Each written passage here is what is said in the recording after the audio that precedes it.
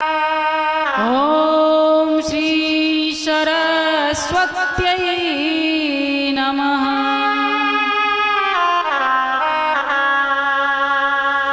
ओम नमो भगवते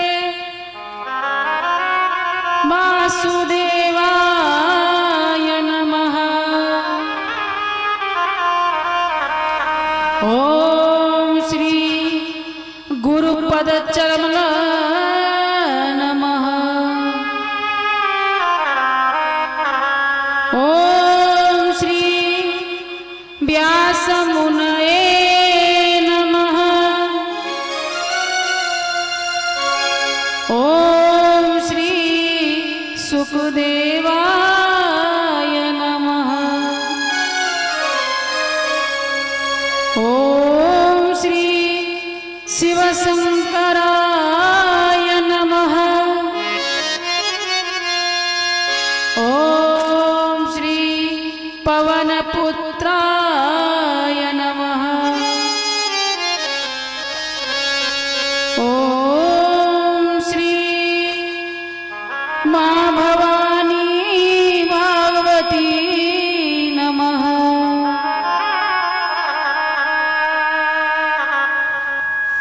विघ्नेश्वराय वरदाय सुरप्रियाय लंबोदराय सकलाय जगदिताय नागाननाय श्रुति यज्ञविभूषिताय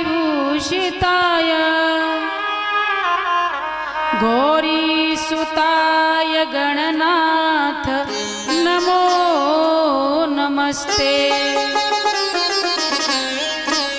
बंसी विभूषित करान् नवनीरदाभात पीताम्बरादरुणविं बफलादरोष्टात् पूर्णेन्दु सुंदर मुखा दरवेन्द्र नेत्रात् कृष्णात् परं किमपि त्वमेव न जाने। अखंड मंडलाकारं व्याप्तं येन चराचरं तत्पदं दर्शितं येन तस्मै श्री गुरुवे नमः।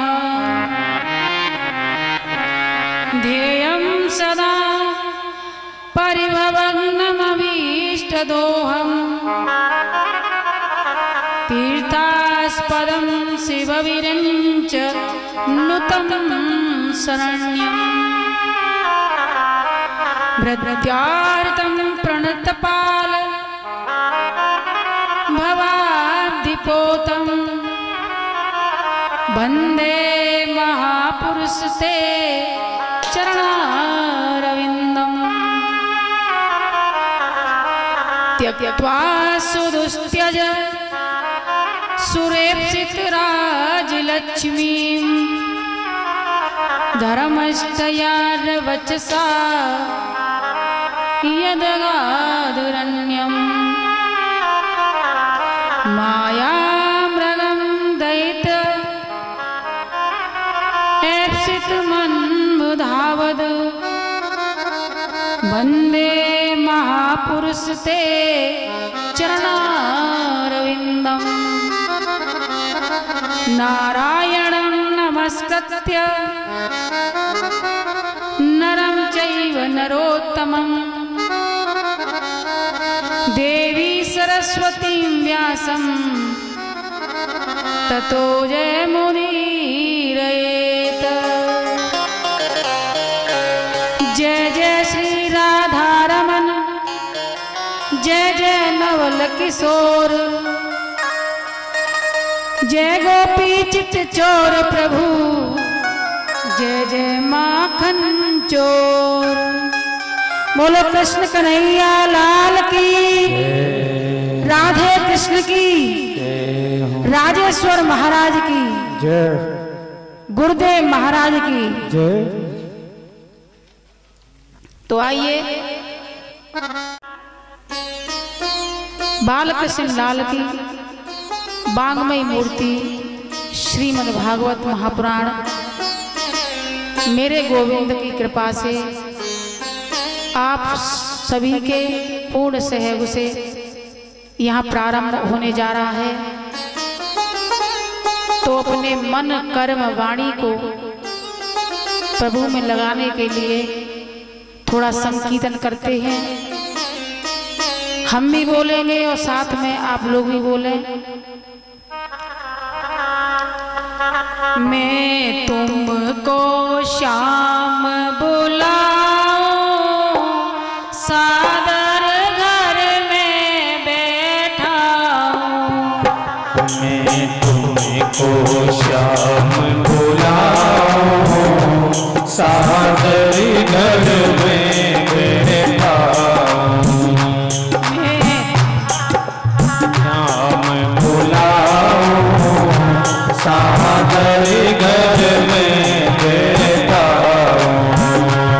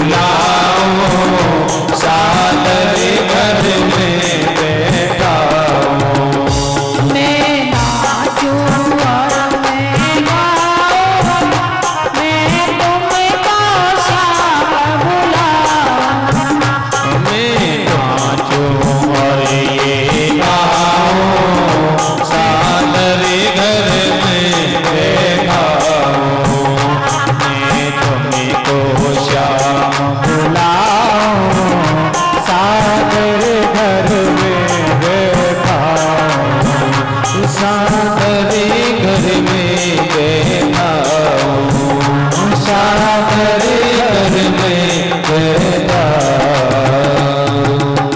होली वहाँ की उस जैसी प्रवृत्ति अगर हर किसी में हो जाए, क्या ऐसा संभव है? ये तो प्रवृत्ति की अपनी, जहाँ जैसे संस्कार बच्चों को मिलते हैं उसी के आधारित होता है। अब आगे कथा हम करते हैं कि एक बार इंद्र की सभा में दुर्वासा ऋषि गए। इंद्र अपनी सभा में नृत्य लीला में अप्सराएं नृत्य कर रही हैं, बड़ा मस्त था। उसे ये भान नहीं हुआ कि मेरे गुरु आए हुए हैं, उनका मैं मान सम्मान करूं। गुरु जी के बात अच्छी नहीं लगी। उन्होंने कहा, जिस मोह मद पे तुझे घमंड है, तेरे तीनों लोक और 14 भुवन टूट जाएंगे।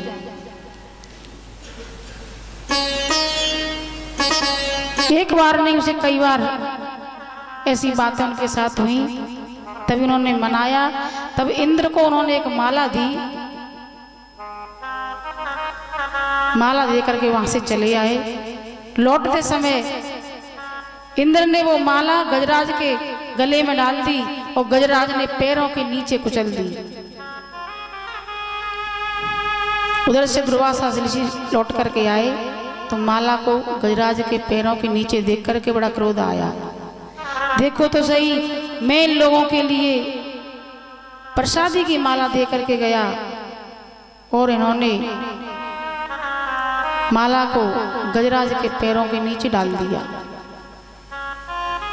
तीनों लोग 14 भुवन का समाप्ति हो जाए, तुम्हारी विरक्त हो जाओ श्री लक्ष्मी से, ये कहकर के वहां से चले आए।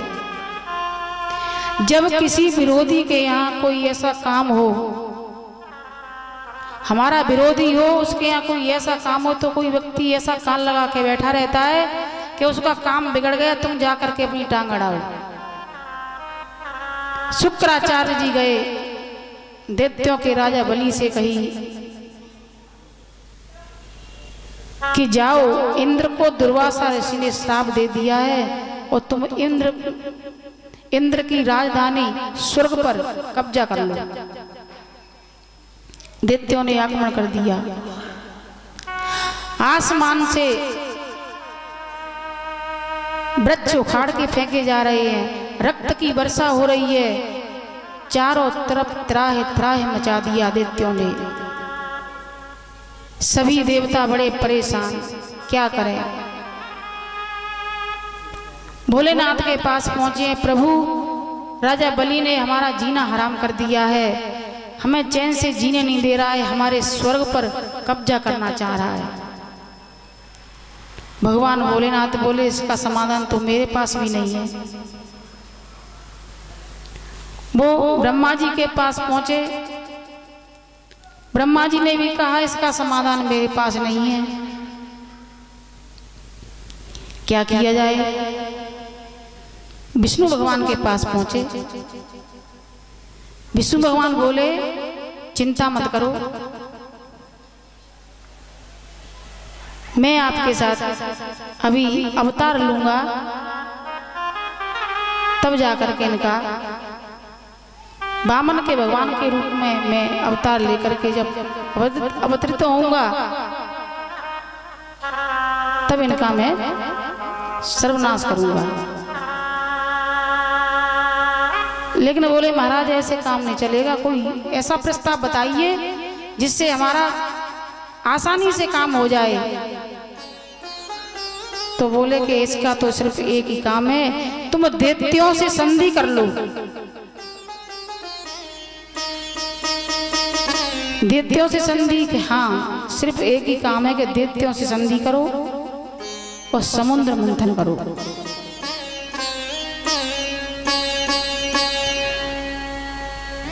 समुद्र मंथन के लिए वो हमारे साथ राजी होंगे कि उनसे कहना कि जिस प्रकार शुक्राचार्य जी के पास संजीवनी विद्या है कि मृत जो राक्षस हो जाते हैं उनको वो जिंदा कर देते हैं। अगर उस तुम्हारे पास अगर अमृत हो जाए तो तुम दोनों की टक्कर की बराबर की हो जाएगी। उनके पास संजीवनी हो गई, आपके पास अमृत हो जाएगा। बोले महाराज ऐसा संभव है? कि हाँ संभव है। कि ऐसे कैसे संभव है? कि एक बार एक सांप और चूहा एक पिटारे में फंस गए। अब दोनों कैसे निकले? तभी सांप ने बड़ी चतुराई से कहा, हे मित्र, तुम्हारे दांत कैसे सफेद सफेद हैं, कितने सुंदर दांत हैं। अगर तुम इस टोकरी को काट दो, होता है वहां थोड़ा दिमाग से काम लिया जाता है। चूहे ने जैसे ही टोकरी काटी, सांप ने चूहे को मुंह में रख लिया। तो कहने का तात्पर्य ये है कि जिस प्रकार सांप ने चूहे को मुंह में रख लिया, उसी प्रकार जैसे ही उसमें से अमृत निकले, तुम उस अमृत को लेकर के भाग जाना। ठीक है प्रभु। राजा बलि के पास पहुंचे। राजा बलि के पास जाकर के कहा कि हम लोग समुद्र मंथन करना चाहते हैं, उसमें कई ऐसी चीजें निकलेंगी और उसके साथ साथ अमृत भी निकलेगा। अमृत का लालच सुनकर के सभी दैत्य राजी हो गए।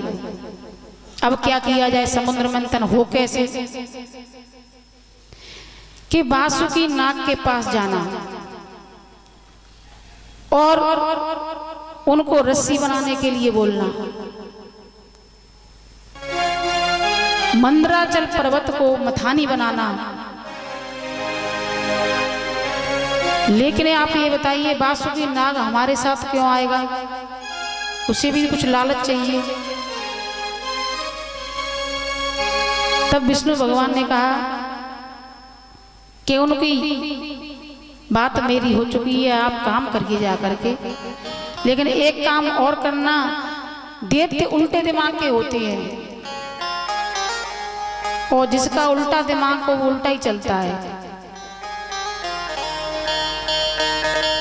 उल्टे दिमाग का तात्पर्य क्या है? क्या कि ब्राह्मण की ब्राह्मणी थी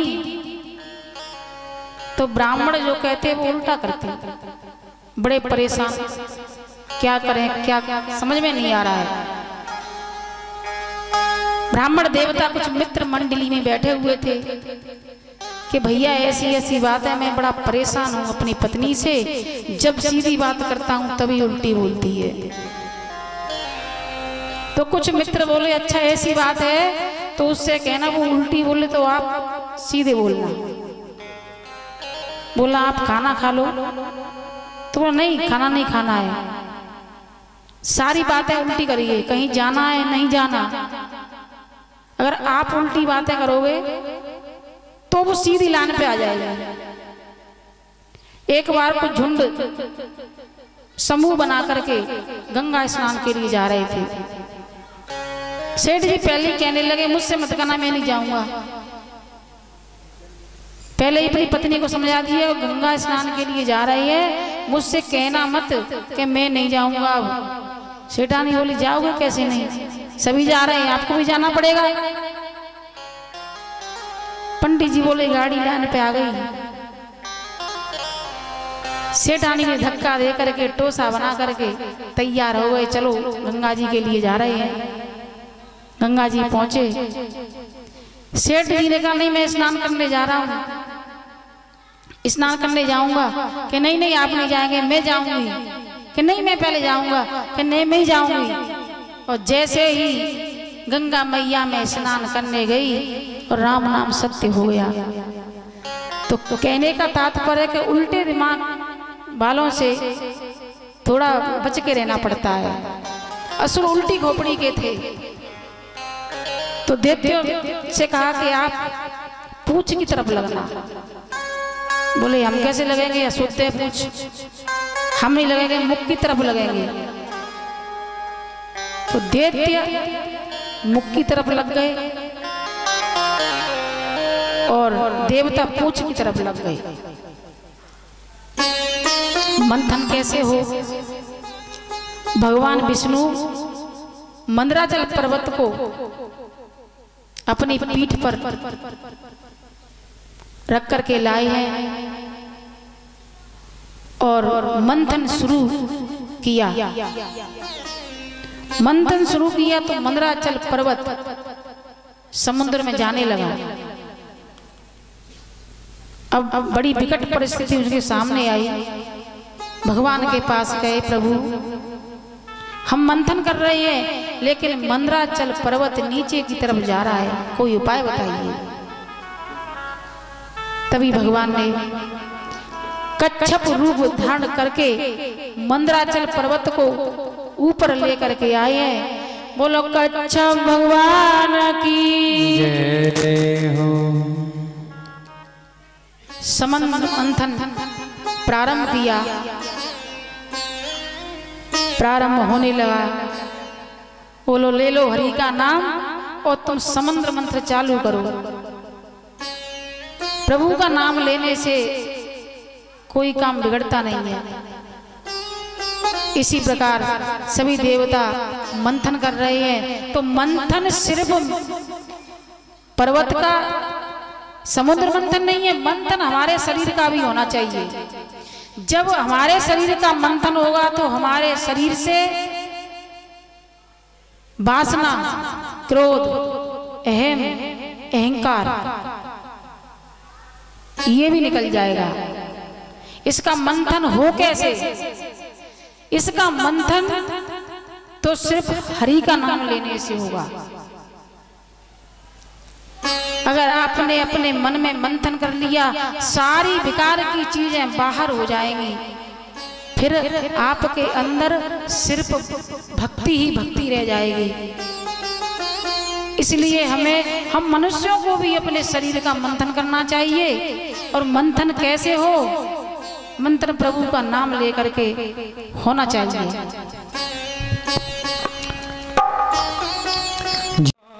नाम नहीं राम का वो आदमी भला किस काम का, जिसकी जीव्या पे नाम नहीं राम का वो आदमी भला किस काम का, जिसकी जीव्या पे नाम नहीं राम का वो आदमी भला किस काम का, वो आदमी भला किस काम का, वो आदमी भला किस काम का, जिसकी जीव्या पे नाम नहीं राम का वो आदमी भला किस काम का, जिसकी जीव्या पे नाम नहीं राम का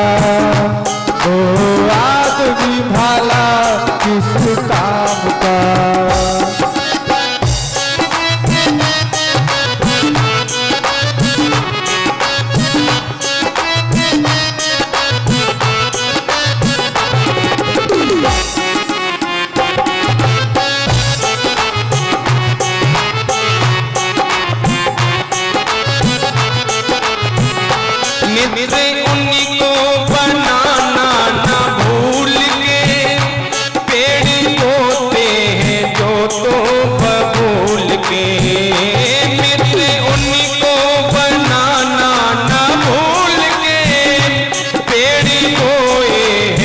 जिसने बबूल के जो लगाना सका पेड़ आम का, जो लगाना सका पेड़ आम का वो आदमी भला किस काम का, किसकी चिट्ठिया पे नाम नहीं राम का, वो आदमी भला किस काम का।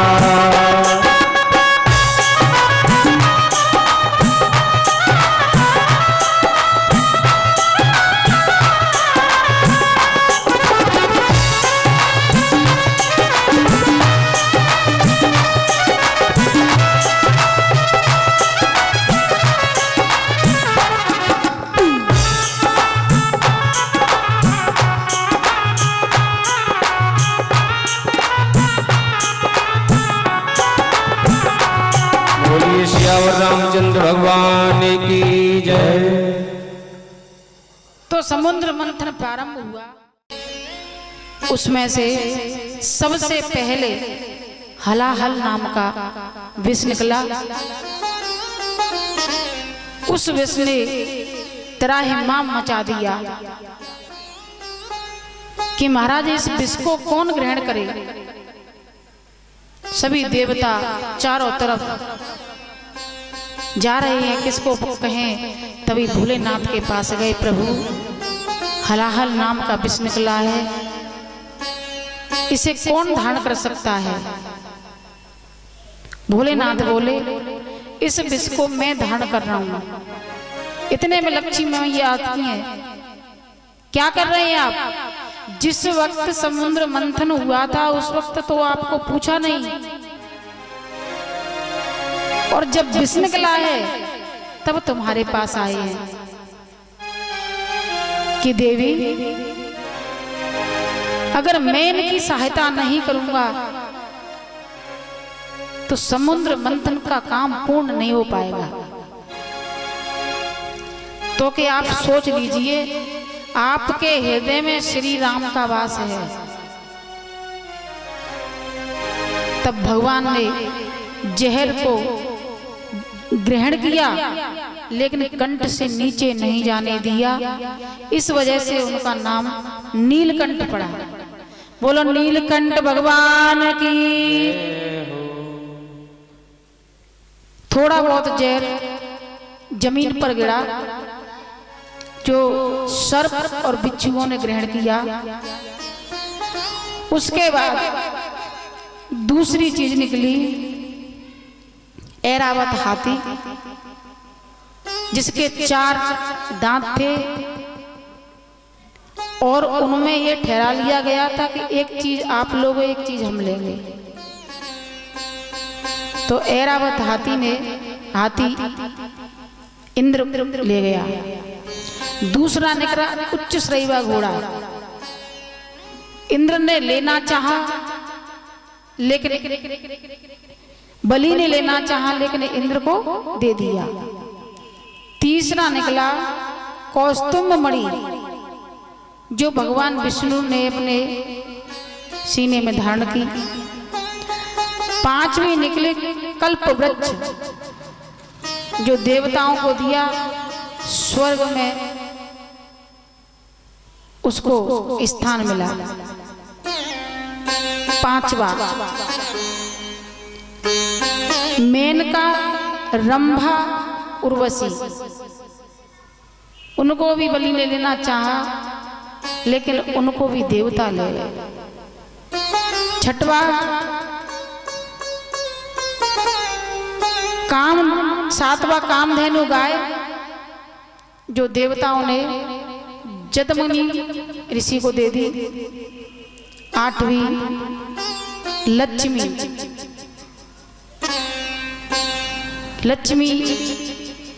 समुद्र से निकली है। सभी की निगाह, सभी देवताओं की निगाह उन पर ऐसी गड़ गई, सारा मंथन भूल गए। इतनी सुंदर स्त्री हमने कभी जीवन में देखी नहीं। अब इसका वर्णन कौन करे। देवते अपनी तरफ भाग रहे हैं, देवता अपनी तरफ चाह रहे हैं कि हमारी तरफ हो। तभी भगवान विष्णु ने कहा कि जिसका वर्ण वो स्वयं कर लेंगी वो ही उनका पति होगा। मैया लक्ष्मी वरमाला लेकर के आगे बढ़ी है। इंद्र को देखा है, इंद्र को देख करके बोली, ऐश्वर्य तो बहुत है लेकिन बुद्धि से काम नहीं लेता है। आगे बढ़ी है बलि। बलि धर्मात्मा राजा है लेकिन असुर प्रवृत्ति का है, असुर कुल में है। आगे ब्रह्मा जी ठीक ठाक है, 4 मुख हैं। आगे भोलेनाथ ये धूनी रमाए हुए बाबा है, इसकी भी आवश्यकता नहीं है। विष्णु भगवान पे नजर गई और विष्णु भगवान के गले में उन्होंने बरमाला डाल दी। 9वीं है मदिरा जो राक्षसों को दी। 10वां है चंद्रमा। चंद्रमा को भोलेनाथ को दिया क्योंकि जहर की जो गर्मी थी उस चंद्रमा से शीतल होने के लिए चंद्रमा भोलेनाथ को दे दिया। 11वां धनुष, 12वां पराजिता का वृक्ष जो अदिति की पत्नी को दिया और 14वां धन्वंतरी महाराज अमृत कलश लेकर सहित समुद्र में से निकले हैं। बोलो धन्वंतरी महाराज की जय हो। इस प्रकार 14 रत्न समुद्र में से निकले। अब जैसे ही अमृत कलश धन्वंतरी महाराज के हाथों में देखा, राक्षस लेके भाग गए। देवता फिर खड़े रह गए, प्रभु क्या करें, वो तो लेके भाग गए, अब क्या किया जाए। भगवान विष्णु बोले चिंता मत करो, मैं हूं। मोहिनी का इतना सुंदर रूप बनाया कि अमृत कलश को लेकर के वहीं खड़े रह गए। ऐसा सुंदर रूप जिसका वर्णन नहीं किया जा सकता। बोली क्या बात है, आप क्यों इस तरीके से लड़ रहे हैं आपस में। बोले देवी ये अमृत का कलश इसमें से निकला है और इसका बंटवारा कैसे हो। मोहिनी रूप में आकर के कहती हैं आप मुझसे क्या पूछ रही हैं, मैं तो वैसे ही ऐसी नारी हूं। अरे नहीं देवी, आप इस अमृत का बंटवारा करिए।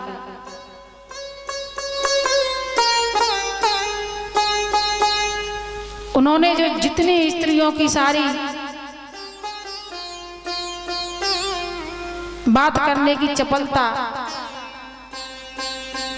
जैसे मुख से फूल झड़ रहे हो, इस प्रकार दैत्यों को मोहित कर दिया। उन्होंने कहा चलो ठीक है, आप कहते हो तो मैं इसका बंटवारा कर देती हूँ। आप कैसे बंटवारा करेंगे? कि ऐसा करते हैं, सुबह आप दोनों दैत्य और असुर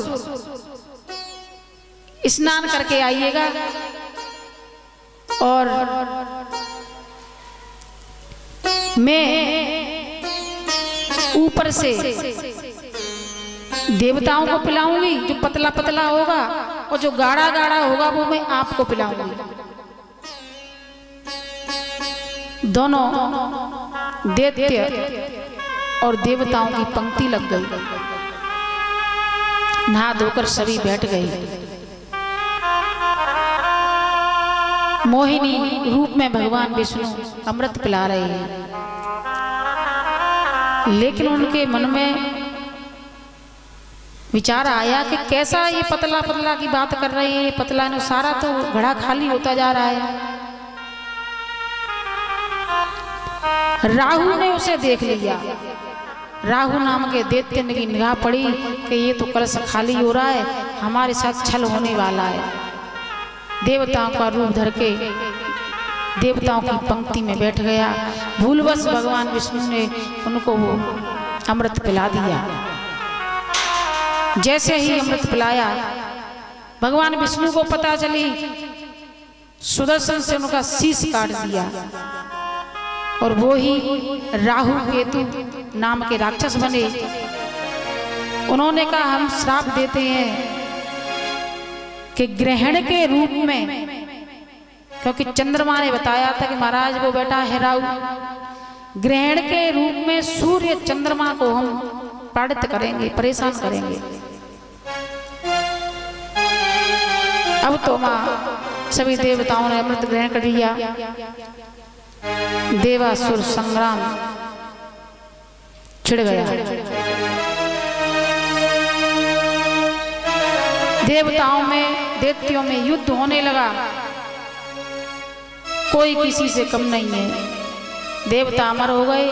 उधर जो कोई मर जाता था उनको शुक्राचार्य जी संजीवनी बूटी से जिंदा कर देते थे।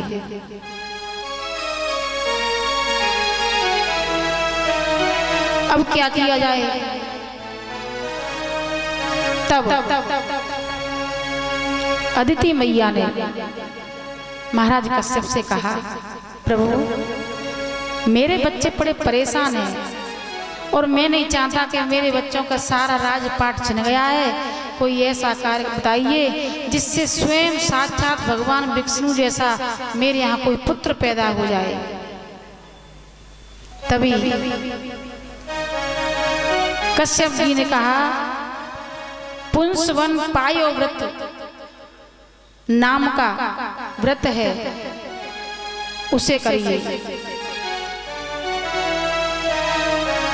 और थोड़ी सी तपस्या करनी पड़ेगी आपको। मैया ने तपस्या के लिए घर त्याग दिया।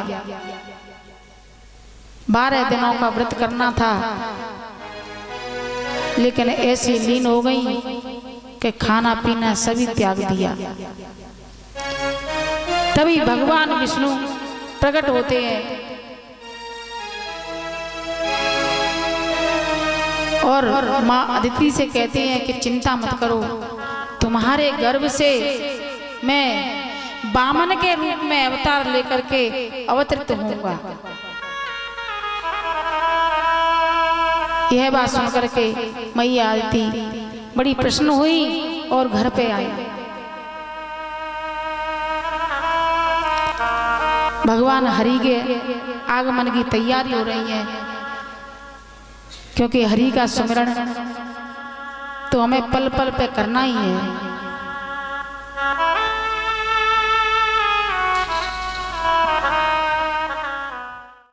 पियो रे प्याला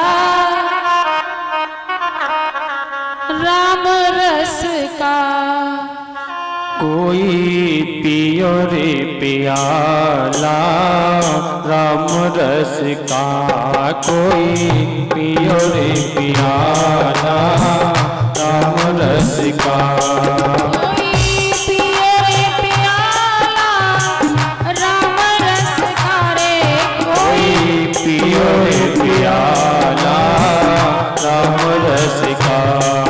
ओ राम रस का प्यारे राम रस का, राम रस का प्यारे कृष्ण रस का, कोई पियो रे प्याला राम रस का, कोई पियो रे प्याला राम रस का।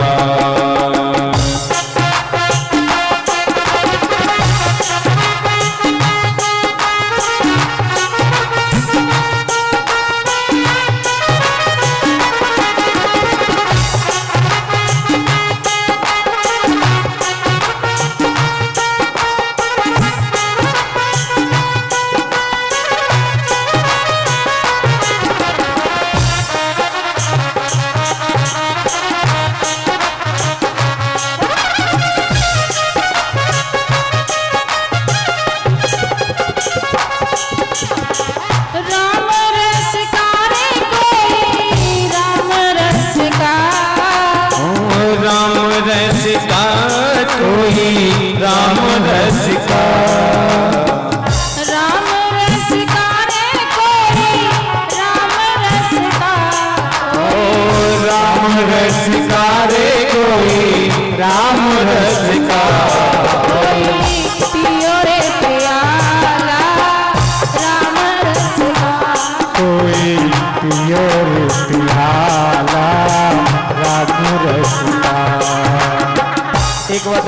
ऐसे ही पियोगे? ऐसे बैठे मतलब ऐसे ही पियोगे राम रस का प्याला?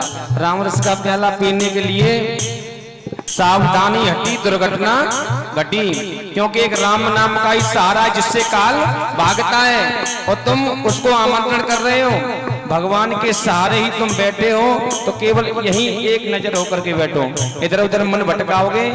कल प्याज जी ने सुनाया था, ना इधर के रहोगे, ना अंडरवियर रहोगे, ना पजामा रहोगे, कैबरी बन जाओगे। कल बताया था प्याज जी ने, पजामे का क्या हाल हुआ था, ऐसे हो जाओगे, ना इधर के रहोगे ना उधर के रहोगे। रहोगे दूर चौखट से, रहोगे दूर चौखट से, तो फिर खोना ही खोना है। ए बंदे तेरी किस्मत में फिर तो रोना ही रोना है। ये दुनिया कुछ न देगी तुमको प्यारे, ये दुनिया कुछ न देगी तुमको प्यारे। उधर पीतल ही पीतल है, इधर सोना ही सोना है। तो इधर उधर क्यों मन को भटका रहे हो? एकाग्रचित होकर के, और ब्याज जी का साथ है, सब मिलकर के ताली का साथ है। कोई पियो रे प्याला राम रस का, कोई पियो रे प्याला राम रस का। सत्यमृतं सत्य परम सत्यम, सत्यस्य योनिं नित्यं च सत्ये। हो कोई पियो रे प्याला राम रस का, कोई पियो रे प्याला राम रस का।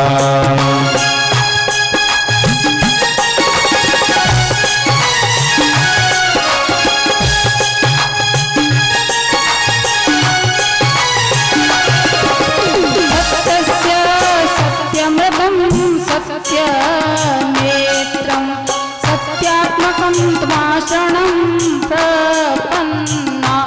कोई पियो रे प्याला राम रस का, कोई पियो रे प्याला राम रस का।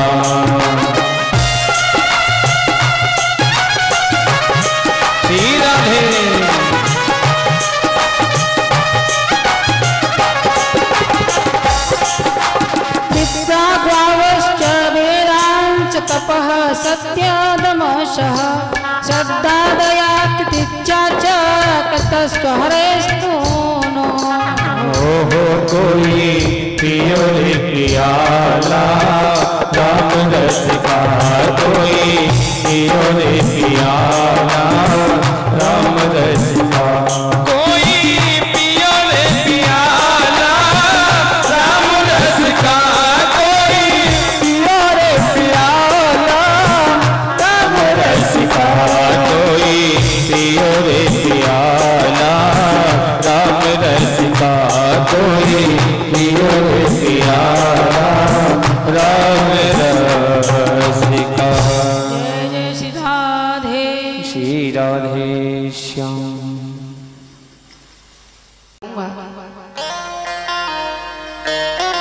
कुछ समय व्यतीत हुए, माता अदिति के गर्भ से वामन भगवान ने जन्म लिया है। बोलो बावन भगवान की जय हो। छोटा सा बालक है, छोटे छोटे हाथ हैं, बड़ा सुंदर मुख है, बड़ा तेज है उनके मुख पर, देखते उनकी छवि नहीं हटती है। ऐसी सुंदर छवि है कि नैनों के सामने बैठा रहे वे बालक सब देख करके बड़े प्रश्न हुए। इंद्र ने छत्र दिया, माता अदिति ने कुंडल दिए, सभी देवताओं ने कुछ न कुछ दे करके जब मैया पार्वती ने उनको आशीर्वाद दिया और सारी चीजें लेकर के गुरु बृहस्पति के पास पहुंचे, तो गुरु भगवान बोले कि इस दक्षिणा से काम नहीं चलेगा। तो कि महाराज और क्या चाहिए? कि मुझे बलि का पूरा राज्य चाहिए, जितने में उसका विस्तार है वो सब चाहिए। हाथ में कमंडल लेके, छोटा सा छाता लेकर के, बड़ा सुंदर बालक है, रास्ते में जा रहा है। नदी पार की, नदी पार करते ही जहां पर बलि की यज्ञ में, यज्ञशाला में यज्ञ चल रही थी, वहां पर पहुंचे हैं। और जैसे ही ब्राह्मण का तेज देखा है, बलि की निगाह और बलि का मन उस यज्ञ में कम लग रहा था, उस ब्राह्मण की तरफ ज्यादा आकर्षित हो गया। अरे ब्राह्मण देवता, आप छोटे से बालक कहां से आ रहे हैं? उनके पास जाकर के उनके चरण धोए, चरणामत लिया, आसन दिया और बिठाया। शुक्राचार्य जी सारी बातें देख रहे हैं, आप तो कोई दाल में काला है। बालक को आसन दिया है, कहते हैं महाराज जी क्या चाहिए आपको? कहो तो मैं नगरों के नगर आपको दे दूं, कहो तो आपको सारी संपत्ति, जो जैसा आप चाहें मैं वैसा आपके लिए कर सकता हूं। बामन भगवान बोले तू मुझे कछु मन दे, 3 पग भूमि दे दे बस, और मुझे कुछ नहीं चाहिए। कि नहीं नहीं, आपको लेना पड़ेगा। मेरे दरबार से कोई ब्राह्मण और खाली नहीं गया है। मुझे ऐसा लग रहा है आपको बोध नहीं है, आपको इस चीज का ज्ञान नहीं है कि 3 पग भूमि से होगा क्या। कल आपका विवाह होगा, आपके बच्चे होंगे, कि हमें विवाह करना ही नहीं है। जब हमें 3 पग भूमि चाहिए तो विवाह की आवश्यकता ही नहीं है। हम कहाँ रखेंगे कि मैं आपके लिए महल बनवा दूंगा। अच्छा ब्याह हो जाएगा तो बच्चे होंगे, वो कहाँ जाएंगे? अरे उनके लिए व्यवस्था हो जाएगी, पढ़ने के लिए पाठशाला बनवा दूंगा। आप बताइए तो सही, आपकी इच्छा क्या है? कि बस मेरी तो इच्छा 3 पग भूमि है। वामन भगवान अपनी बात पर अड़ग हो गए हैं, बलि अपनी बात पर अड़ग है। नहीं ब्राह्मण देवता, मैं संतुष्ट नहीं हूं, आपको कुछ मांगना पड़ेगा।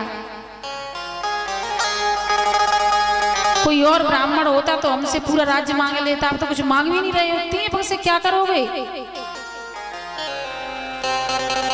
भगवान बोले भाई ज्यादा दिमाग तो खाओ मत, मुझे सिर्फ 3 पग भूमि दे दो और मुझे किसी की आवश्यकता नहीं है।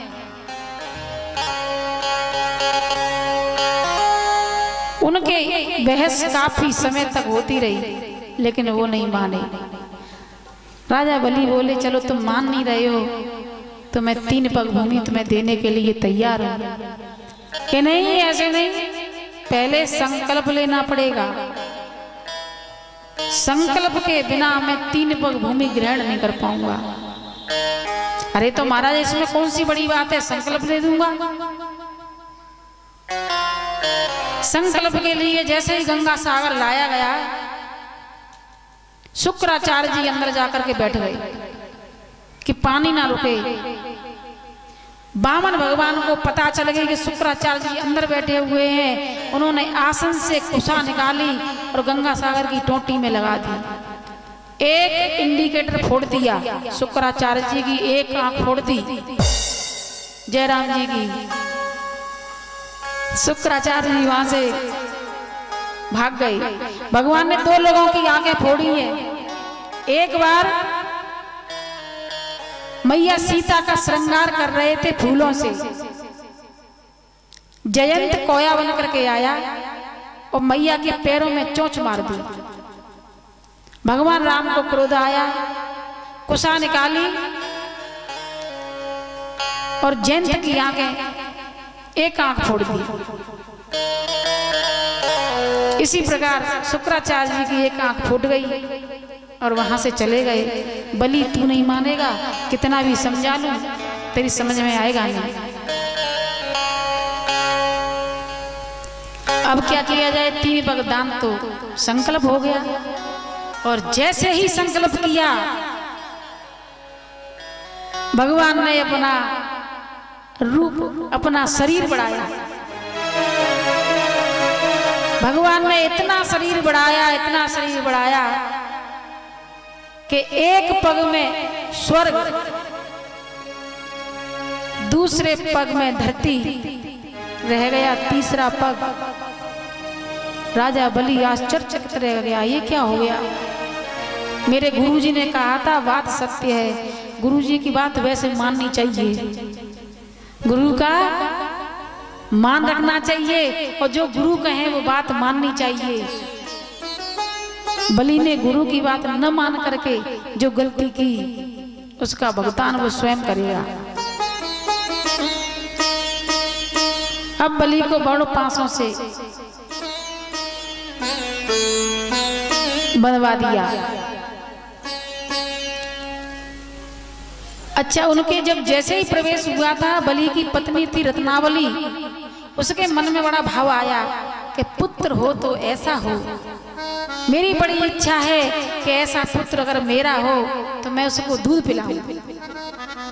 लेकिन जैसे ही बलि को वरुण ने अपने पासों में बांध लिया, कहने लगी कि मैं दूध, अरे इसको तो मैं अपने स्तनों पर जहर लगा के पिलाऊं, जिसने मेरे पति को बांध दिया है। अब क्या किया जाए महाराज? कि प्रभु मेरे पास तो कुछ नहीं है, मेरा शरीर है, ये भी आपकी अमानत है, तो कि कहाँ रखूं? कि रख दीजिए मेरे सर पे। भगवान ने तीसरा चरण बलि के सर पर रख दिया और पाताल लोक में चला गया। बड़ी परीक्षा ली बलि की। भगवान कह रहे हैं ठगने में तुझे आया था और पाताल में पहुंच गए हैं। बड़े प्रश्न हैं, तूने मुझे खुश कर दिया, बताइए तुझे क्या चाहिए? बोले भगवान मेरी सिर्फ एक इच्छा है, मुझे और किसी की आवश्यकता नहीं है। कि क्या इच्छा है? कि जब भी मैं अपने घर से निकलूं, अपने महल से निकलूं, मुझे आपके दर्शन होते रहे, बस मैं इसका अभिलाषी हूं। तब भगवान विष्णु कहते हैं, वारे बलि, छलने में तुझे आया था और तूने मुझे उल्टा छल लिया। तो पहरेदार बन गए बलि के। उधर मैया लक्ष्मी बड़ी परेशान, मेरे पति कहाँ हैं, उनको कोई ढूंढ करके लाओ। तभी नारद जी को फोन लगाया, नारद जी कहाँ पर है, आइए। नारद जी सभी उस हमारे इस समय में हम फोन काम करते हैं, उस समय में नारद जी काम करते थे।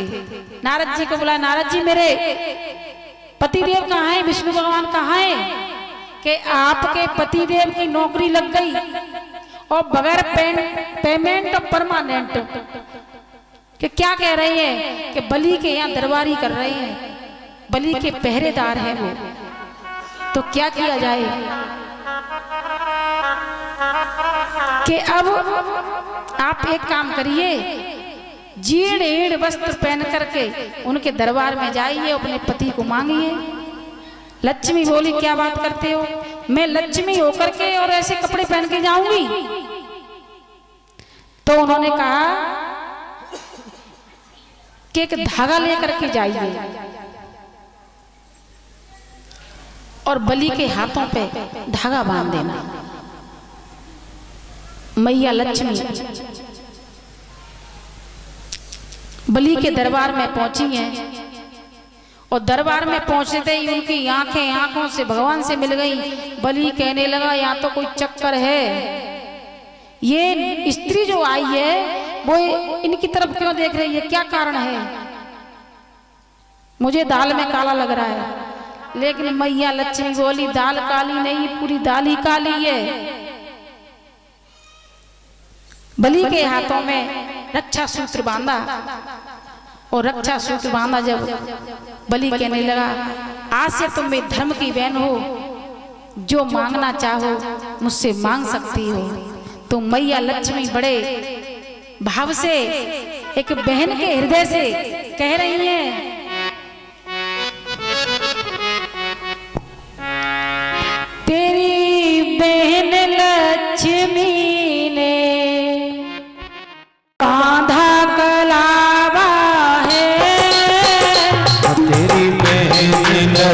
लक्ष्मी ने हाथ बांधा तलावा है।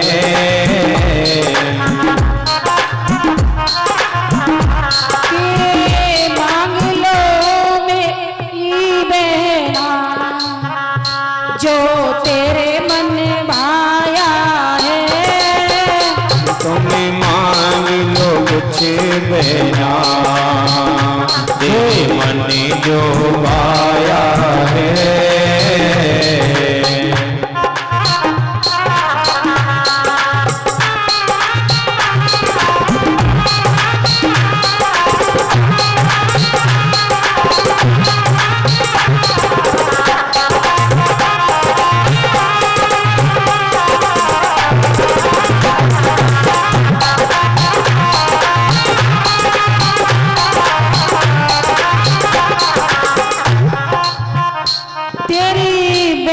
लक्ष्मी ने हाथ बांधा कलावा है।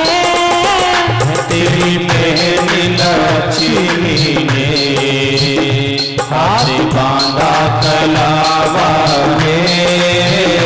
लो मांग मेरी बहना जो तेरे मन भाया है। लो मांग मेरी बहना जो तेरे मन भाया है।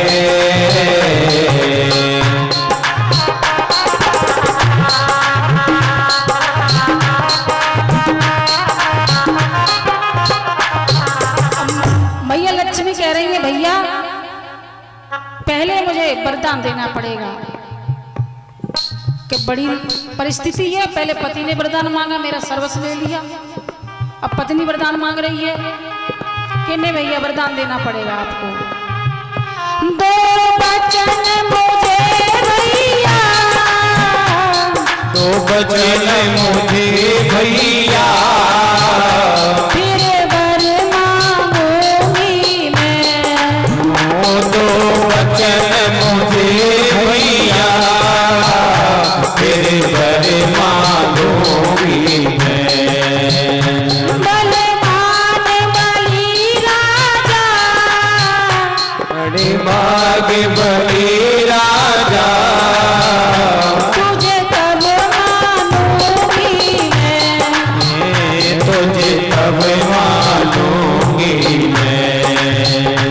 पट देव मेरे भैया तेरे पहरेदार बने।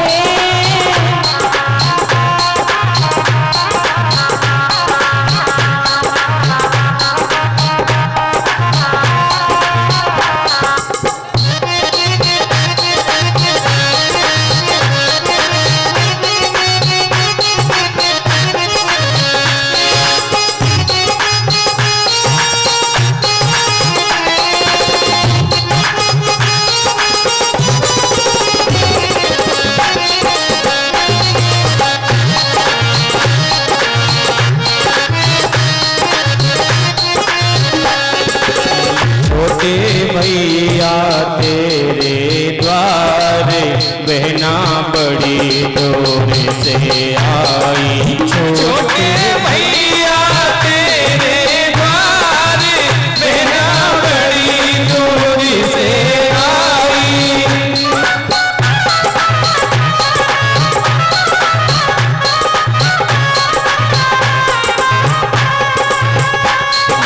बड़ी दूर से आई, बहना बड़ी दूर से आई। बड़ी दूर से आई, बहना बड़ी दूर से आई। छोटे भैया तेरे द्वारे बहना बड़ी दूर से आई। भैया तेरे द्वारे बहना बड़ी दूर से आई।